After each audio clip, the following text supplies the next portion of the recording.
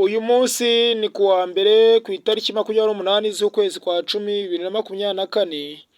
Ni umunsi w'ibyishimo, ni umunsi w'umunezero, ni umunsi twumvaho ijambo ry'Imana.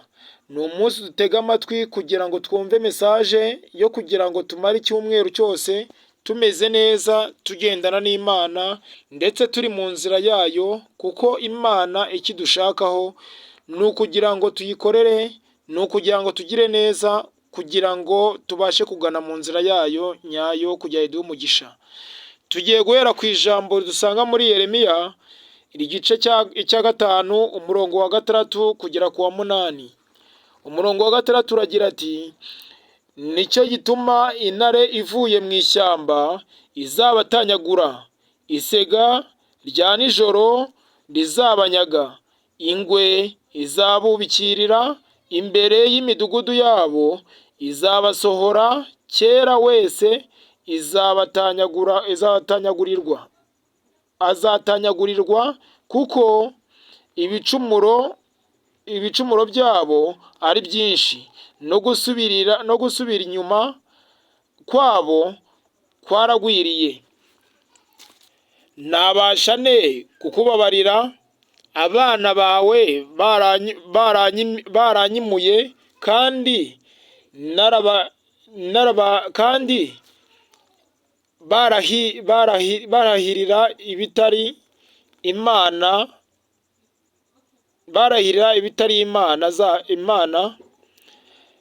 narabagaburiye bamaze guhaga, barasambana kandi biremamo imitwe, bajya mu mazu y'abamaraya, bari bameze nk'amafarashi abyibushye yiragiye.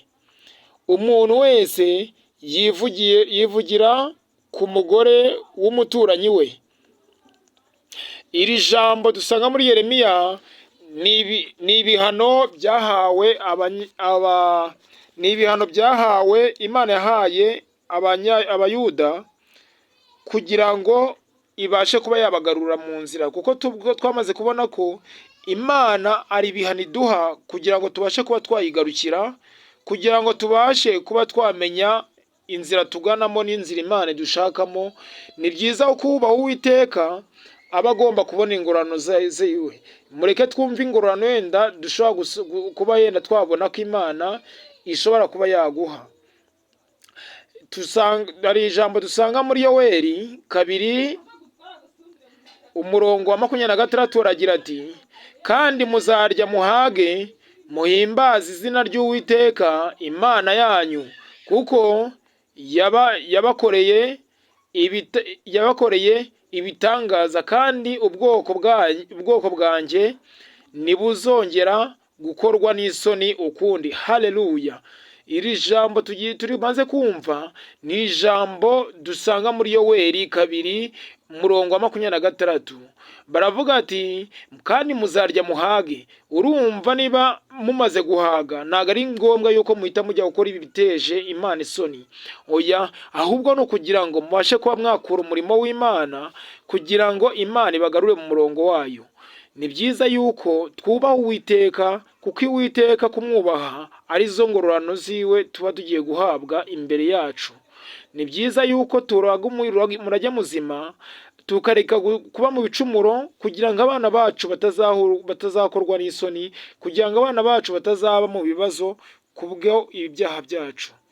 Bene data, ndababwira ko ijambo ry'Imana ni umugisha, ijambo ry'Imana ni umunezero, ijambo ry'Imana ni icyubahiro, ijambo ry'Imana ni iryo kubahwa, kugira ngo tubashe kuba twagira mu ngororano zacu.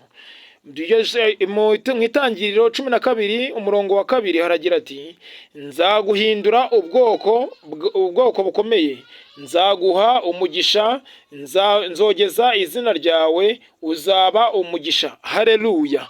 Iri jambo ni ijambo riduha umunezero, ni ijambo riduha icyizere, ni ijambo riduha amahirwe, ni ijambo rituremamo icyizere yuko Imana wayikoreye aba agomba kubona umugisha. Imana wayikoreye umugisha uba uri hafi ye.